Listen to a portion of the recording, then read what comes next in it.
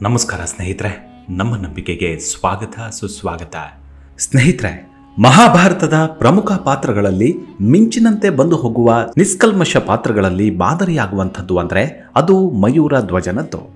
ತನ್ನ ಭಕ್ತನ ಅಪರಿಮಿತ ಪ್ರೀತಿಗೆ ಮನಸೋತ ಶ್ರೀಕೃಷ್ಣ ಆತನನ್ನು ಪರೀಕ್ಷಿಸಲು ಮುಂದಾದ.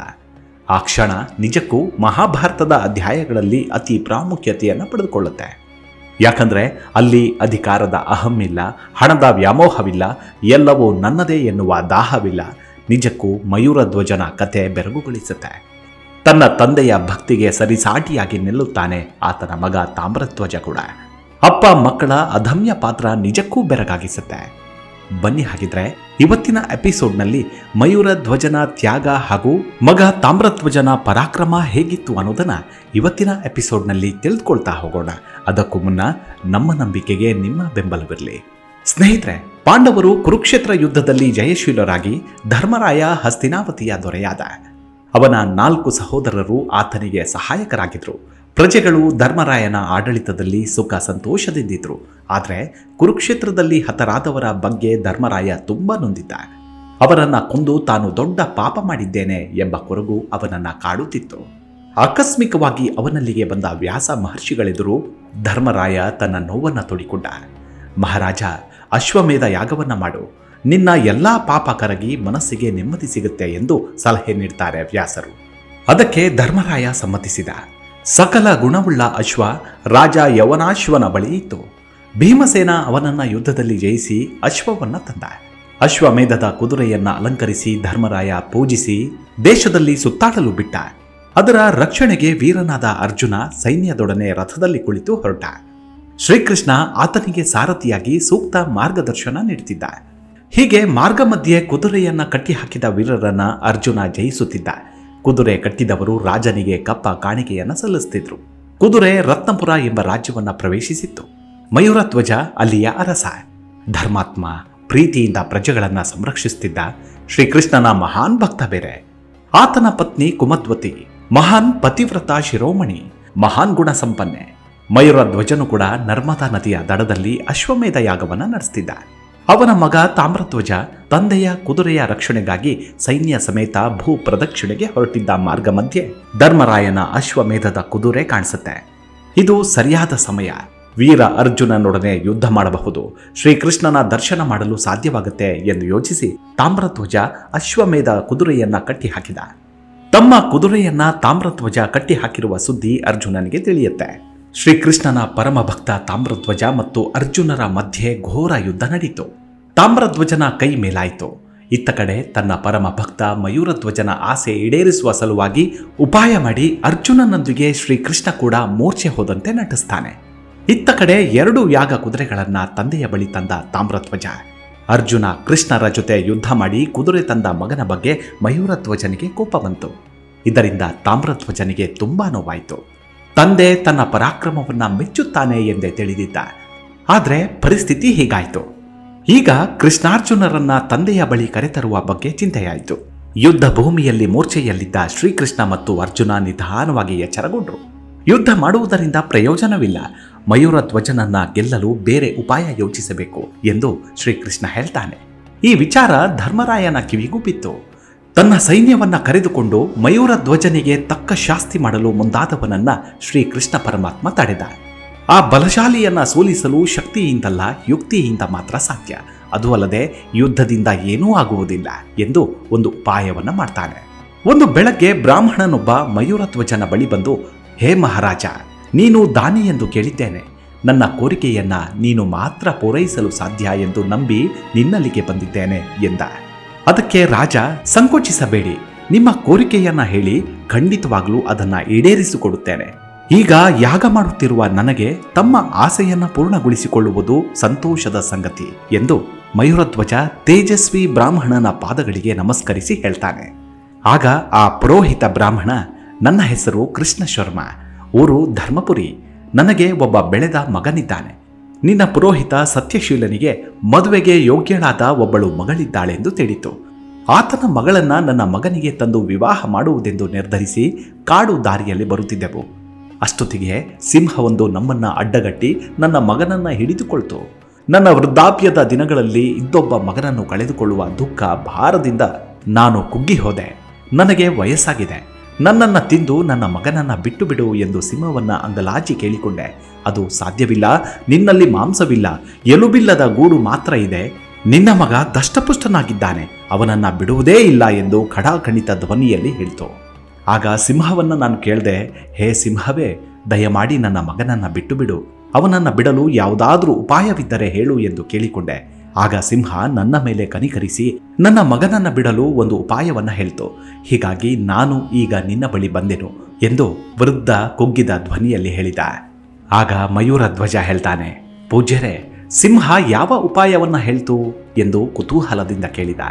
ಅದಕ್ಕೆ ಆ ಬ್ರಾಹ್ಮಣ, ನೀನು ಈಗಲೇ ಮಯೂರಧ್ವಜನ ಬಳಿ ಹೋಗು. ಯಾಗ ಕ್ರಿಯೆಯಿಂದ ಅವನ ದೇಹ ಪವಿತ್ರವಾಗಿದೆ. ಅವನ ದೇಹದ ಬಲಗಡೆಯ ಅರ್ಧ ಭಾಗವನ್ನು ತಂದುಕೊಡು, ನಿನ್ನ ಮಗನನ್ನು ಬಿಟ್ಟು ಬಿಡುತ್ತೇನೆಂದು ಸಿಂಹ ಹೇಳಿತು ಎಂದು ವೃದ್ಧ ಸಂಕೋಚದಿಂದ ಹೇಳಿದ. ರಾಜ, ಮಗನ ಮೇಲಿನ ಮೋಹದಿಂದ ಈಗ ನಿನ್ನ ಬಳಿಗೆ ಬಂದಿದ್ದೇನೆ. ನನ್ನ ಮಗನ ಪ್ರಾಣವನ್ನು ಉಳಿಸಿ ವೃದ್ಧಾಪ್ಯದ ದಿನಗಳನ್ನು ಹಾಯಾಗಿ ಕಳೆಯಲು ಅನುವು ಮಾಡಿಕೊಡು ಎಂದು ವಿನಂತಿಸಿಕೊಳ್ತಾನೆ. ಆಗ ರಾಜ, ನೀವು ಚಿಂತಿಸಬೇಡಿ ಪೂಜ್ಯರೇ, ಈ ದೇಹವನ್ನು ಕತ್ತರಿಸಿ ಬಲಭಾಗವನ್ನ ನಿಮಗೆ ದಾನವಾಗಿ ಕೊಡುತ್ತೇನೆ. ನಿಮ್ಮ ಮಗನ ಪ್ರಾಣ ಉಳಿಯಲಿ ಎಂದು ಮಯೂರಧ್ವಜ ಕೂಡಲೇ ಗಂಗಾಜಲವನ್ನು ತರಿಸಿ ಸ್ನಾನ ಮಾಡಿ ದೇವರ ತೀರ್ಥವನ್ನು ಸೇವಿಸಿ ತುಳಸಿ ಮಾಲೆಯನ್ನು ಧರಿಸಿ ಸಿದ್ಧನಾದ. ಆಗ ಮಯೂರಧ್ವಜ ಹೇಳ್ತಾನೆ, ಹೇ ಪ್ರಾಣಕಾಂತೆ, ಹಿಂದೆ ರವಿ ತನಯನಾದ ಕರ್ಣನು ತನ್ನ ದೇಹಕ್ಕೆ ಅಂಟಿಕೊಂಡಿದ್ದ ಕವಚ ಕುಂಡಲಗಳನ್ನು ದದೀಚಿ ಋಷಿಯು ತನ್ನ ಬೆನ್ನು ಮೂಳೆಯನ್ನು, ಶಿಬಿ ಚಕ್ರವರ್ತಿಯು ತನ್ನ ಕೈಕಾಲುಗಳನ್ನು ಪರಹಿತಾರ್ಥವಾಗಿ ಕೊಟ್ಟು ಮೇದಿನಿಯೋಳು ಕೀರ್ತಿ ಪಡೆದಿರುವುದು ನೀ ತಿಳಿದವಳಾಗಿ ಈ ತೆರನಾಗಿ ದುಃಖಿಸುವುದು ರೀತಿಯಲ್ಲ. ರಾಜೀವಲೋಚನೆ ಬಿಡು, ಮನದ ಯೋಚನೆ ಎನ್ನುತ್ತಾನೆ. ಕೊಡುವೆ ಎನ್ನ ಶರೀರ ಕೊಡುವೆ, ಪೊಡವಿ ಪಾಲಕನಿಗೆ ದೃಢ ವಾಮಾಂಗಿಯು ನಾನು, ಕೊಡುವೆ ಎನ್ನಯ ದೇಹ ಅಡವಿ ಕೇಸರಿಗೀಗ ಕೊಡುವೆ ಎಂದ. ಆಗ ಆತನ ಪತ್ನಿ ಕುಮದ್ವತಿ, ಹೇ ಪ್ರಾಣನಾಯಕ, ಆ ಸಿಂಹವು ಕೇಳಿದುದು ನಿಮ್ಮ ದೇಹದ ಅರ್ಧ ಭಾಗವನ್ನ. ಪತಿಗೆ ಸತಿಯು ಅರ್ಧಾಂಗಿ ಎಂದು ಶಾಸ್ತ್ರವಿರುವುದರಿಂದ ನನ್ನನ್ನು ಆ ಸಿಂಹ ಕೇಳಿದಂತಾಯಿತು. ಭ್ರಾಂತಿಯಿಂದ ನಿಮ್ಮನ್ನ ಕೊಯ್ಯಿಸಿಕೊಳ್ಳದೆ ಎನ್ನನ್ನು ಕಳುಹಿಸಿರಿ. ವಿಪ್ರಪುತ್ರನ ರಕ್ಷಣೆಯಾಗಲಿ ಪತಿಯೇ, ನಿಮಗಿದು ಸರಿಯೇ ಎಂದಳು. ಆಗ ತಾಮ್ರಧ್ವಜ, ಹೇ ಜನಕ, ಹಿಂದೆ ಶ್ರೀರಾಮಚಂದ್ರ ಮೂರ್ತಿಯು ಪಿತೃವಾಕ್ಯ ಪರಿಪಾಲನಾರ್ಥವಾಗಿ ರಾಜ್ಯವನ್ನು ತೊರೆದು ಅಡವಿ ಪಾಲಾಗಲಿಲ್ಲವೇ? ಅಲ್ಲದೆ ಇಚ್ಛಾ ಮರಣಿಯಾದ ಭೀಷ್ಮನು ತನ್ನ ತಂದೆಯ ಮನೋಭಿಲಾಷೆಯನ್ನ ಸಫಲಗೊಳಿಸುವ ಪ್ರತಿಜ್ಞೆಯುಳ್ಳವನಾಗಿ ಅಜೀವ ಪರ್ಯಂತ ಬ್ರಹ್ಮಚಾರಿಯಾಗಲಿಲ್ಲವೇ? ಇದ ನೀವು ಅರಿಯದವರೇ. ಆದ ಕಾರಣ ಅಡವಿ ಸಿಂಹಕ್ಕೆ ಎನ್ನ ದೇಹವನ್ನು ಅರ್ಪಿಸಿ ಪಿತೃವಾಕ್ಯವನ್ನು ನಡೆಸಿ ಕೃತಾರ್ಥನಾಗುವೆನಯ್ಯ, ತಾತ ಲಾಲಿಸೆನ್ನ ಮಾತ ಎಂದಾಗ ಬ್ರಾಹ್ಮಣ ರೂಪಿ ಶ್ರೀಕೃಷ್ಣ ಹೇಳ್ತಾನೆ, ಹೇ ರಾಜ, ಆ ಪಾಪಿ ಕೇಸರಿಯು ನಿನ್ನ ವಾಮಾಂಗವನ್ನು ಬಯಸಲಿಲ್ಲ, ಸತಿ ಸುತರನ್ನು ಬಯಸಲಿಲ್ಲ, ನಿನ್ನ ದೇಹದ ಬಲಭಾಗದ ಅರ್ಧವನ್ನು ಬಯಸಿತು. ಕೊಡಲು ನೀನು ಹಿಂದೇಟು ಹಾಕುವುದಾದರೆ ನಾನು ಹೊರಟು ಹೋಗುತ್ತೇನೆ ದೊರೆಯೇ, ಭಾಷೆ ತಪ್ಪುವುದು ಸರಿಯೇ ಎಂದಾಗ ಮಯೂರಧ್ವಜ ಹೇಳ್ತಾನೆ, ತಡೆ ತಡೆ, ರಾಣಿಯನ್ನಾಗಲಿ ಸುತನನ್ನಾಗಲಿ ಕೊಡುವುದಿಲ್ಲ. ಎನ್ನ ಭಾಷೆಗೆ ಲೋಪ ಬಾರದಂತೆ ನಿನ್ನ ವಂಶೋದ್ಧಾರಕ್ಕಾಗಿ ಶ್ರೀಕೃಷ್ಣ ಪರಮಾತ್ಮನ ಪ್ರೀತ್ಯರ್ಥವಾಗಿ ಎನ್ನ ದೇಹದ ಅರ್ಧ ಭಾಗವನ್ನ ಕೊಯ್ದು ಕೊಡುವೆನು. ಸರಿಯೇನು ಬ್ರಾಹ್ಮಣನೇ ಎನ್ನುತ್ತಾನೆ ಮಯೂರಧ್ವಜ. ಆಗ ಹೆಂಡತಿ ಮತ್ತು ಮಗನ ಕೈಗೆ ಹರಿತವಾದ ಗರಗಸವನ್ನು ಕೊಡಿಸಿ ತಲೆಯಿಂದ ಸರಿಯಾಗಿ ಅರ್ಧ ಭಾಗವನ್ನು ಕತ್ತರಿಸಲು ಹೇಳಿದ. ಪತ್ನಿ ಹಾಗೂ ಮಗ ಇಬ್ಬರೂ ಅತೀವ ದುಃಖದಿಂದ ಗರಗಸದಿಂದ ಮಯೂರಧ್ವಜನ ದೇಹವನ್ನ ತಲೆಯ ಕಡೆಯಿಂದ ಸೀಳತೊಡಗಿದರು.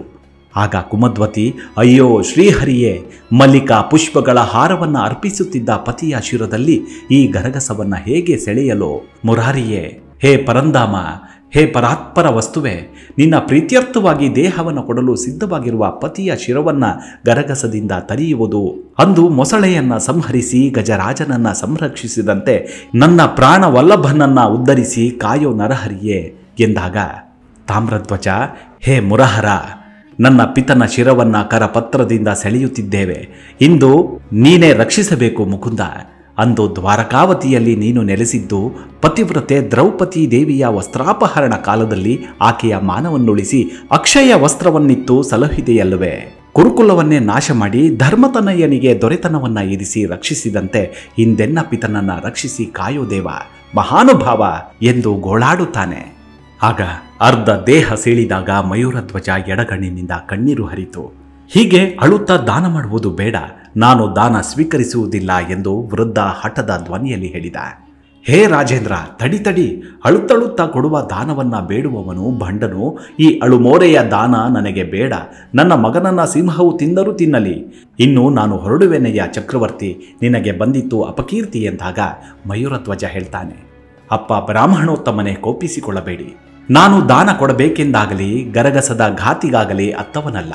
ನನ್ನ ಬಲಭಾಗವೇನೋ ಪರೋಪಕಾರಕ್ಕಾಯಿತು, ಇನ್ನು ಎಡಭಾಗವು ವ್ಯರ್ಥವಾಯಿತಲ್ಲ ಎಂದು ಕಣ್ಣಿನಲ್ಲಿ ನೀರು ಬಂದಿದೆ ಹೊರತು ಮತ್ತೆ ಬೇರೇನಿಲ್ಲವಯ್ಯ ಎಂದಾಗ ಶ್ರೀಕೃಷ್ಣನು ತನ್ನ ನೈಜ ರೂಪವನ್ನು ತಾಳಿ ತನ್ನ ಪರಮ ಭಕ್ತನಿಗೆ ದರ್ಶನವನ್ನು ಕೊಡ್ತಾನೆ. ಆಗ ಹೇಳ್ತಾನೆ, ಹೇ ನೃಪಕುಲೋತ್ತಮನೇ, ನಿನ್ನ ಸತ್ಯಸಂಧತೆಗೆ ನಾನು ಮೆಚ್ಚಿದೆನು. ನಿನ್ನಯ ಸತ್ಯವನ್ನು ಪರೀಕ್ಷಿಸುವುದಕ್ಕಾಗಿ ಅಡವಿ ಸಿಂಹದ ನೆಪವನ್ನು ಹುಡಿ ಈ ಬ್ರಾಹ್ಮಣ ವೇಷವನ್ನು ತಾಳಿ ನಿನ್ನ ಸಮೀಪಕ್ಕೆ ಬಂದೆ. ಮಹಾತ್ಮನಾದ ನೀನು ಮಹತ್ತಾದ ವಿಪತ್ತಿನಲ್ಲಿಯೂ ಕೂಡ ಸತ್ಯ ಧರ್ಮಗಳನ್ನು ಬಿಡಲಿಲ್ಲ. ಅದನ್ನು ಚೆನ್ನಾಗಿ ಪರೀಕ್ಷಿಸಿ ಸಕಲ ದೇವತೆಗಳನ್ನು ಸಂತುಷ್ಟರಾಗಿದ್ದಾರೆ. ರಾಜನೇ, ಬಿಡು ಮನದ ವೇದನೆಯನ್ನ ಎಂದು ಆಶೀರ್ವದಿಸಿದ. ಮಯೂರಧ್ವಜನ ತಲೆಯನ್ನ ಕೂಡಿಸಿ ಅದರ ಮೇಲೆ ಕೈಯಿಟ್ಟ. ಮಯೂರಧ್ವಜ ಏನು ನಡೆದೇ ಇಲ್ವೇನೋ ಎನ್ನುವಂತೆ ಎದ್ದು ನಿಂತ. ವೃದ್ಧ ಬ್ರಾಹ್ಮಣ ವೇಷಧಾರಿ ಶ್ರೀಕೃಷ್ಣ ತನ್ನ ದಿವ್ಯ ರೂಪ ತೋರಿಸಿದ. ಆಗ ಶ್ರೀಕೃಷ್ಣ ಪರಮಾತ್ಮನನ್ನ ನುಡಿದ ಮಯೂರಧ್ವಜ ಹೇಳ್ತಾನೆ, ನಿನ್ನ ದಿವ್ಯ ರೂಪವನ್ನು ಕಂಡು ನಾವು ಪುನೀತರಾಗಿದ್ದೇವೆ. ಧರ್ಮರಾಯನ ಯಾಗ ಸುಸೂತ್ರವಾಗಿ ನಡೆಯಲಿ. ನನ್ನ ಸಮಸ್ತ ಸಂಪತ್ತನ್ನು ನಿಮಗೆ ಕೊಡುತ್ತೇನೆ, ನನ್ನನ್ನು ಆಶೀರ್ವದಿಸು ಎಂದು ಮಯೂರಧ್ವಜ ಕೈ ಮುಗಿದು ಕೇಳಿಕೊಳ್ತಾನೆ. ಅದಕ್ಕೆ ಶ್ರೀಕೃಷ್ಣ, ನಾನು ಹೋದಲ್ಲೆಲ್ಲ ನೀನು ಧ್ವಜನಾಗಿ ಆಶೀರ್ವದಿಸು. ನಿನ್ನ ಆರಾಧಿಸಿದ ನಂತರವೇ ನನ್ನನ್ನು ದರ್ಶಿಸಲಿ ಎಂದು ಆಶೀರ್ವದಿಸ್ತಾನೆ. ಇಂದಿಗೂ ಶ್ರೀಕೃಷ್ಣನ ಹೆಸರೆತ್ತಿದಾಗ ಮಯೂರಧ್ವಜನೆಂಬ ಪರಮ ಭಕ್ತ ಮಿಂಚಿ ಮರೆಯಾಗ್ತಾನೆ. ನಂಬಿದವರನ್ನ ಆ ಭಗವಂತ ಕೈ ಬಿಡುವುದಿಲ್ಲ ಅನ್ನುವುದಕ್ಕೆ ಈತನೇ ಪರಮ ಸಾಕ್ಷಿಯಾಗಿ ನಿಲ್ತಾನೆ. ಇವಿಷ್ಟು ಮಯೂರಧ್ವಜನ ಕುರಿತಾದ ಸಣ್ಣದಾದ ಮಾಹಿತಿ. ಮುಂದಿನ ಎಪಿಸೋಡ್ನಲ್ಲಿ ಮತ್ತೆ ಸಿಗೋಣ. ಅಲ್ಲಿವರೆಗೂ ನಿಮ್ಮ ಆರೋಗ್ಯದ ಕಡೆ ಗಮನವಿರಲಿ. Take care. ನಮಸ್ಕಾರ.